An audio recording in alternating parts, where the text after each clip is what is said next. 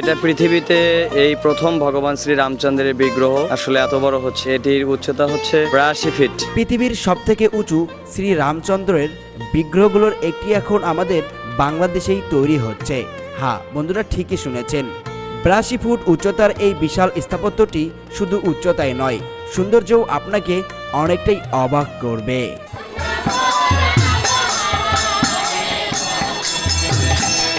ভালো একটা পরিবেশে, ভালো একটা জায়গায়, এত সুন্দর একটা স্পেসে যে মন্দিরটা গড়ে উঠছে, এটা আসলে অকল্পনীয়। আমরা মনে হয় স্বর্গের মধ্যে আছি, এরকমটাই মনে হয়। পৃথিবীতে যে এরকম একটা স্বর্গের দ্বার আছে আগে জানা ছিল না। এই পলাশবাড়ি রাধা গোবিন্দ কালী মন্দিরে এসে জানতে পেরেছি। আজ আমি আপনাদেরকে এমন এক জায়গায় নিয়ে যাব যেখানে দিনের আলোয় যা সুন্দর, রাতের আধারে হয়ে ওঠে আরও দ্বিগুণ সুন্দর। হ্যাঁ বন্ধুরা, এখানে আপনারা খুব সহজে কিভাবে আসবেন এই মন্দিরে সেটি জানানোর চেষ্টা করব আজকের এই ভিডিওতে। এই ভিডিওটি দেখার সঙ্গে সঙ্গেই আপনারা কিন্তু খুব সহজেই আসতে পারবেন গাইবান্ধার এই অবস্থিত শ্রী শ্রী রাধা গোবিন্দ কালী মন্দিরে। এবং আপনাদেরকে এই ভিডিওতে আজকে দেখানো হবে এই মন্দিরের নতুন কিছু সংযোজন, যা আগে আপনারা কোনো ভিডিওতে দেখেননি।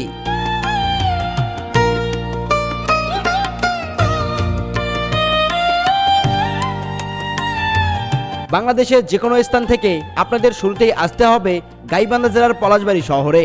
তবে এখান থেকে আপনারা কিছু অটো বা টোটো পাবেন, সেখানে 10 টাকার বিনিময়ে উঠতে হবে। এরপরে আপনাদেরকে যেতে হবে কমরপুর নামক স্থানে। একটু পর আমরা চলে আসি টোটো নিয়ে কমরপুর নামক স্থানে। তবে আপনারা যারা ঢাকা শহর থেকে আসবেন, চাইলে কিন্তু এই ডিরেক্ট কমরপুর জায়গা নামক স্থানেও আপনারা নামতে পারেন। এখান থেকে বলবেন আমরা কালী মন্দির যাব, অথবা আপনি নামার সঙ্গেও কিন্তু আপনাদেরকে অনেকেই জিজ্ঞেস করবে আপনি কি মন্দিরে যাবেন কিনা। তবে বলে রাখা ভালো যে এখান থেকে মন্দির যেতে ভাড়া লাগে মাত্র 5 টাকা। আপনারা খুব সহজেই মন্দিরে যেতে পারবেন। চাইলেও এখান থেকে আপনারা হেঁটেও যেতে পারেন। এখানে যেন আসতে আপনাদের কোনো প্রকার সমস্যা না হয়, সেই জন্য আপনাদের সুবিধার্থে বিস্তারিত লোকেশন দিয়ে রাখলাম আমাদের কমেন্ট বক্স এবং ডেসক্রিপশনে। Please check out. ফাইনালি আমরা এসেই পড়লাম সেই ভাইরাল মন্দির গাইবান্ধা জেলায় অবস্থিত শ্রী শ্রী রাধা গোবিন্দ কালী মন্দিরে। এই মন্দিরের গেটটা কিন্তু আসলেই অনেক সুন্দর লাগছিল। আজকে আমরা হঠাৎ করে যেহেতু মন্দিরে এসে পড়েছি, এজন্য আজকে হঠাৎ করে দেখতে পারি মন্দিরে ভালোই ভিড় দেখা যাচ্ছে। তবে আপনাদেরকে বলে রাখা ভালো যে সরকারি ছুটির দিনে কিন্তু এই মন্দিরটা অনেক বেশি ভিড় হয়ে থাকে। তবে আপনারা চেষ্টা করবেন সরকারি ছুটির দিনগুলো বাদে আসার এখানে। আপনারা যদি এই মন্দিরের শান্ত পরিবেশ এবং নিরিবিলি জায়গা পছন্দ করে থাকেন, তাহলে অবশ্যই আপনাদেরকে আসতে হবে সরকারি ছুটির দিনগুলো বাদে। তাহলে কিন্তু এখানে এই মন্দিরে খুব বেশি ভিড় দেখা মিলবে না। তো আপনিও অনেক ভালোভাবে উপভোগ করতে পারবেন এই মন্দিরটা। বিশেষ করে যারা ছোট্ট বাচ্চা নিয়ে আসবেন, তারা কিন্তু অবশ্যই ফাঁকা সময়ে আসবেন, যেন এই মন্দিরে খুব বেশি মানুষ না থাকে। আজকে টগরদাকে কোনোভাবে ফ্রি পাচ্ছি না, এতটা ব্যস্ত দাদা। ঠিক আছে, মাইক্রোফোনটা ঠিক করি। হ্যাঁ ঠিক আছে। আমি হরিদাস শুক্রবার দিনে তো ইয়ে থাকবে বড়। এত পরিমাণ ব্যস্ত কেন? সব সময় এরকমই ব্যস্ত আসলে সব সময় নয়, যেদিন একটু ভক্তবৃন্দের চাপ থাকে সেদিন আসলে। বর্তমানে এই মন্দিরে ভক্তবৃন্দ চাপ কোন কোন দিনে সব থেকে বেশি পাওয়া যায়? বর্তমানে শুক্রবারে শনিবারে বেশি দেখা যাচ্ছে, তারপরেও নির্দিষ্ট কোনো দিনে বলা যায় না। তো শুক্রবারে এবং শনিবারেটাই একটু বেশি থাকে, যেহেতু সরকারি ছুটি থাকে, তো সেই জন্য। আর হচ্ছে আপনাদের যে অনুষ্ঠানগুলো এই আমাদের এই যে বৈশাখ, এই বৈশাখ উপলক্ষে প্রত্যেক দিন, বৈশাখের প্রত্যেক দিনই আসলে এখানে কীর্তন, ভাগবতী আলোচনা এবং বিভিন্ন অনুষ্ঠান থেকেই যায় আসলে। এই মন্দিরে বর্তমান যে কাজ চলছে তার মূল আকর্ষণ হলো ভগবান শ্রী রামচন্দ্রের বিগ্রহ। বলা হচ্ছে 82 ফিট উচ্চতায় এই মূর্তিটি বিশ্বের সর্ববৃহৎ মূর্তি, যেটা বাংলাদেশে এই প্রথম নির্মাণ হচ্ছে। সত্যি দূর থেকে দেখে মনে হচ্ছে যেন আকাশ ছোঁয়া ছোঁয়া অবস্থা। এই নিখুঁত গঠন আর বিশাল এই মূর্তিটি সত্যি ভক্তবিন্দুদের মন ছুঁয়ে যাওয়ার মতো। এখন আমরা কোথায় আছি দাদা? আমরা বর্তমানে ভগবান শ্রী রামচন্দ্রের কাছে রয়েছি এবং এটি দেখতে পাচ্ছেন যে বিগ্রহটা স্থাপন হচ্ছে, এটা ভগবান শ্রী পুরুষোত্তম শ্রী রামচন্দ্রের বিগ্রহ। সব থেকে মজার বিষয় হচ্ছে এটা কিন্তু আমাদের বাংলাদেশেই এত বড় হচ্ছে। আরও মজার বিষয় হচ্ছে এটা কিন্তু ভারতে এত বড়টা নেই। হ্যাঁ, এটা পৃথিবীতে এই প্রথম ভগবান শ্রী রামচন্দ্রের বিগ্রহ আসলে এত বড় হচ্ছে। এটির উচ্চতা হচ্ছে 82 ফিট। এখানে একটা নতুন জিনিস দেখতেছি, এটা ঝর্ণাটা দেখতে পাচ্ছেন, অনেক সুন্দর। তবে আগে ছিল না, এটা নতুন করে সংযোজন হয়েছে। এর পাশে যিনি বসে আছেন উনি হচ্ছে হরিদাস পাল। তো হরিদাস বাবু কিন্তু ওখানে বসে আছেন, ওনাকে সাইডে অনেক মানুষ দেখতে পাচ্ছি। এই মন্দিরের আশেপাশে নানান রকমের ফুল দেখতে পারবেন আপনারা, তবে চেষ্টা করবেন এই মন্দিরের আশেপাশে যে ফুলগুলো রয়েছে এই ফুলগুলো ছেঁড়া থেকে বিরত থাকার, কেননা এই ফুলগুলো থাকাতে কিন্তু মন্দিরের সৌন্দর্যটা আরও অনেকটাই বেশি ভালো লাগে। তো বন্ধুরা, বর্তমানে আমি যেখানে অবস্থান করতেছি এখান থেকে কিন্তু পুরোপুরিভাবে হরিকৃষ্ণের যে মঠটা আছে এটা পুরোপুরিভাবে দেখা যায়। আর এই পাশে যে কালীর যে গাছটা আছে, যেখানে কালী পূজা করা হয়, সেই গাছটা এখানে আছে।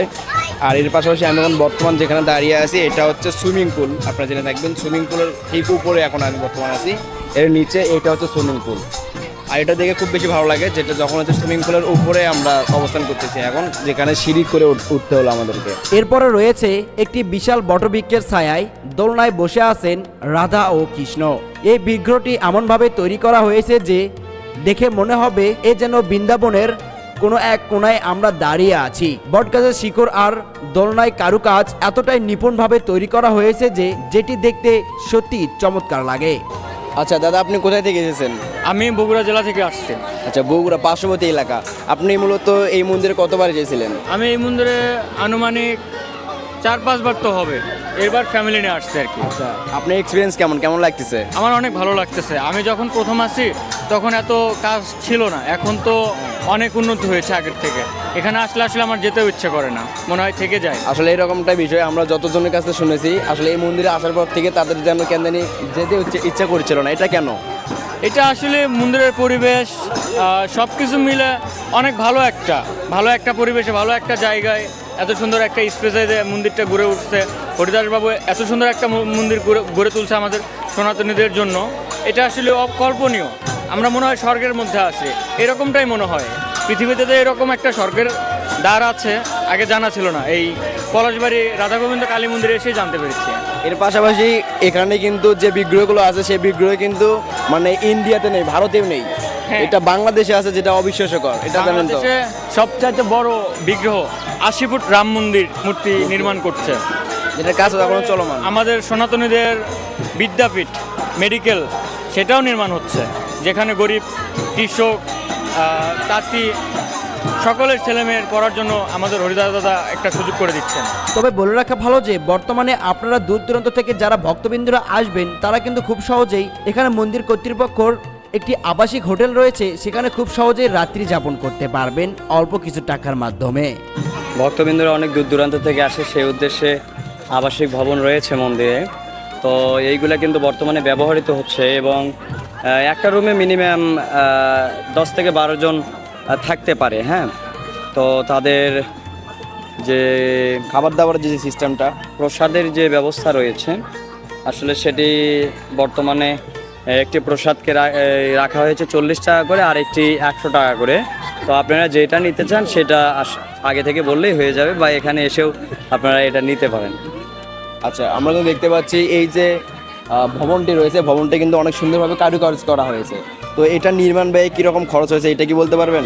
আসলে আমি এই বিষয়ে বলতে পারবো না, কেননা আমি আসলে আচ্ছা, আপনাদের এই মন্দির সম্পর্কে যেটা প্রচলিত আছে, আমরা অনলাইনে দেখতে পাচ্ছি এটা কিন্তু 22 কোটি টাকার মন্দির হয়ে থাকে। এই পর্যন্ত কত কোটি টাকা আপনাদের এখানে ব্যয়বহুল হয়েছে? আসলে এটা তো 22 কোটি টাকার মধ্যেই সীমাবদ্ধ নয়, এটি আসলে অনেক দূর, তার থেকেও বেশি। তো এটি ভক্তবৃন্দরা প্রতিনিয়ত যে দান দক্ষিণা করে এবং হরিদাস বাবুর যে সমন্বিত পদক্ষেপ, সেটি আসলে প্রশংসা এবং সকলের মনোমুগ্ধকর একটা জিনিস হয়ে দাঁড়িয়েছে। তীর্থস্থান, সেটা আপনারা দেখতেই পাচ্ছেন। তো প্রতিদিন অনেক ভক্তবৃন্দ এখানে আসে, তো তাদের বিভিন্নভাবে তারা দানের মধ্যে দিয়ে এই মন্দিরটির উন্নয়ন কাজ চলছে। দিনের আলোয় তো আপনারা সব স্পষ্ট দেখলেন, কিন্তু আসলে জাদু তো শুরু হয় সূর্য ডোবার পর। চলুন দেখি তাহলে রাতের সৌন্দর্য।